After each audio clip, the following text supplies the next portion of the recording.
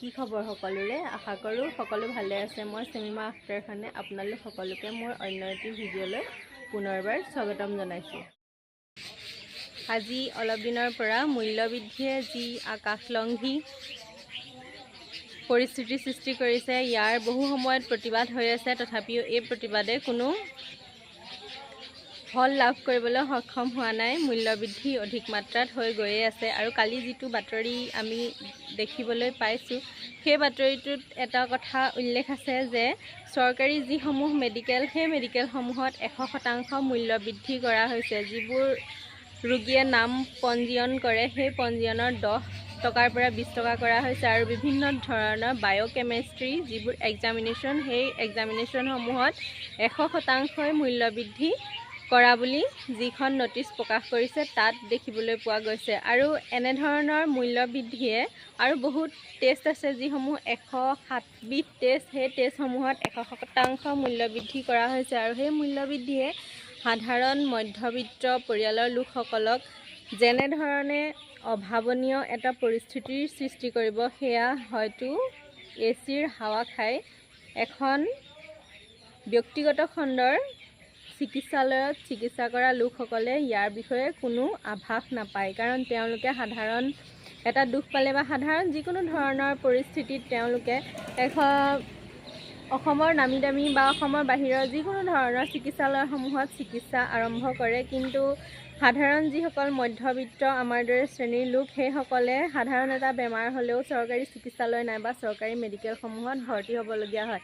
আৰু এই মেডিকেলসমূহৰ যি মূল্যবৃদ্ধি হৈছে, সেই মূল্যবৃদ্ধিয়ে ভাবকচোন কেনেকুৱা ধৰণৰ এটা পৰিস্থিতিৰ সৃষ্টি কৰিব। এজন মানুহ যদি যোৰহাটত থাকে, তেওঁ যদি গুৱাহাটী মেডিকেল কলেজলৈ যাবলগীয়া হয়, তেতিয়াহ'লে তেওঁৰ এখন গাড়ী ভাড়া কৰোঁতেই কিমান সংখ্যক ব্যয় হয়। আৰু যদি সেই লোকজনে যিকোনো এটা টেষ্টৰ নামত, যিটো টেষ্ট থাইৰয়ডৰ আগতে 600 টকা আছিল, এতিয়া 800 টকা দিব লাগিব। আগতে এনেকুৱা ধৰণৰ আৰু বহুত টেষ্ট আছে যিসমূহ টেষ্টত এতিয়া বহুত মূল্যবৃদ্ধি হৈ গৈছে। তেওঁ গাড়ী ভাড়াই ঠিক কৰিব নে সেই ৰোগীজনৰ বাবে টেষ্টৰ যিসমূহ টকা পইচা খৰচ হ'ব, সেইসমূহ যোগাৰ কৰিব নে তেওঁ কি কৰিব? মানে সাধাৰণ শ্ৰেণীৰ লোকসকল এতিয়া বেমাৰত পৰিলে তেওঁলোকে মৃত্যুমুখলৈ ঠেলি দিব লাগিব আৰু ইয়াৰ বাহিৰে আৰু বেলেগ উপায় নাই। কাৰণ এটা নিজৰ ব্যক্তিগত অভিজ্ঞতা আপোনালোকৰ লগত শ্বেয়াৰ কৰিবলৈ লৈছোঁ। যোৰহাটৰ পৰা যদি এজন ব্যক্তি গুৱাহাটীত থাকিবলৈ যায়, তেতিয়াহ'লে সেই ব্যক্তিজনে যদি এটা ঘৰ ভাড়াত ল'বলগীয়া হয়, তেতিয়াহ'লে এজন মানুহৰ এদিনত তাত আপোনাৰ 2জন মানুহ থাকিলে 500 টকা, নহ'লে বা 2জনতকৈ যদি বেছি মানুহ থাকে, তেতিয়াহ'লে সেই ঘৰটোত আপুনি 1100 টকা বা 1500 টকালৈকে ঘৰ ভাড়া দিব লাগিব। আৰু যদি সেই ৰোগীজনৰ কাৰণে আপুনি যদি কিবা টেষ্ট কৰিবলৈ যায়, সেই টেষ্টসমূহৰতো এক্সট্ৰা চাৰ্জ আছেই। আৰু এজন দৰিদ্ৰ পৰিয়ালৰ লোকেইতো চৰকাৰী মেডিকেলত এজন ৰোগী চিকিৎসাৰ বাবে যায় আৰু তেওঁলোকৰ বাবে ইমানবোৰ খৰচ কৰাটো জানো সম্ভৱ? সেয়েহে এই দিশসমূহত সকলোৱে সজাগতাৰ সৃষ্টি কৰাটো প্ৰয়োজন আছে।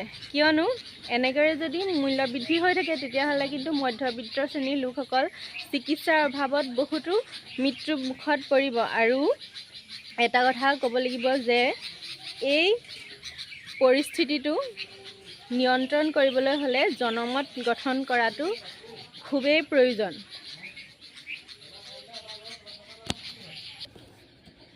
ডক্টৰবোৰৰ আৰু এটা নিয়ম আছে যে তেওঁলোকে ৰোগীসমূহক যিটো টেষ্ট এবাৰ কৰিলেই যিকোনো এটা ৰিজাল্ট ওলায় আৰু সেইটো বাৰ বাৰ কৰিবলৈ দি ৰোগীসমূহক হাৰাশাস্তি কৰি থাকে। আৰু যদি এটা টেষ্টত এবাৰত, ধৰি লওক থাইৰয়ডৰ টেষ্টটোতে এবাৰত 600 টকা হ'লে 800 টকা দিব আৰু বাৰ বাৰ সেই একেটা টেষ্টকে কৰি থাকিব, আৰু তেতিয়াহ'লে সেই মানুহজনৰ কিমান পইচা খৰচ হ'ব?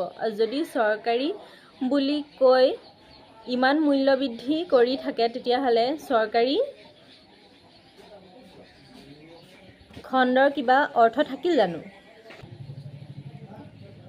লগতে আৰু এটা কথা মনত পৰিলে যে চৰকাৰী মেডিকেলসমূহৰ কিছু সংখ্যক ডাক্তৰ আৰু নাৰ্ছ বা তাত কৰ্মৰত ব্যক্তিসকলৰ নিজৰ যিটো কাম, তাৰ লগতে যিটো আচাৰ ব্যৱহাৰ বা তেওঁলোকৰ যিটো ৰোগীৰ লগত কৰিবলগীয়া আচৰণৰ সম্যক জ্ঞান সেইখিনিও প্ৰদান কৰাটো খুবেই জৰুৰী।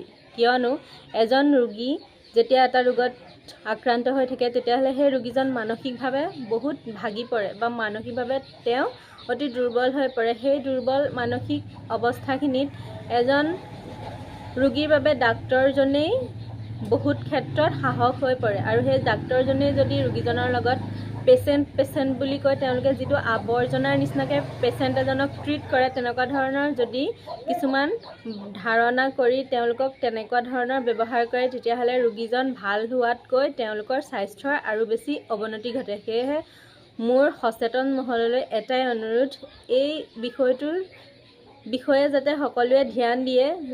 এনেকুৱা ধৰণৰ যেতিয়া পৰিস্থিতিৰ সৃষ্টি হয় তেতিয়াহ'লে এই পৰিস্থিতিসমূহৰ বিষয়ে সকলোৱে মাত মতাটো খুবেই জৰুৰী। কিয়নো এজন ৰোগীৰ বাবে ৰোগীজনেই হৈ যায় একমাত্ৰ ভৰসাৰ থল। যেতিয়া সেই ৰোগীজনক এজন ডাক্তৰে বহুত বেয়া ধৰণৰ ব্যৱহাৰ কৰে বা ডাক্তৰেই হওক বা নাৰ্ছেই হওক বা তাত কৰ্মৰত যিকোনো ব্যক্তিয়ে হওক, তেওঁলোকে কিন্তু বহুত সংখ্যক লোকে শিষ্টাচাৰৰ জ্ঞানটো মোৰ মতে একেবাৰেই তেওঁলোকৰ নাই।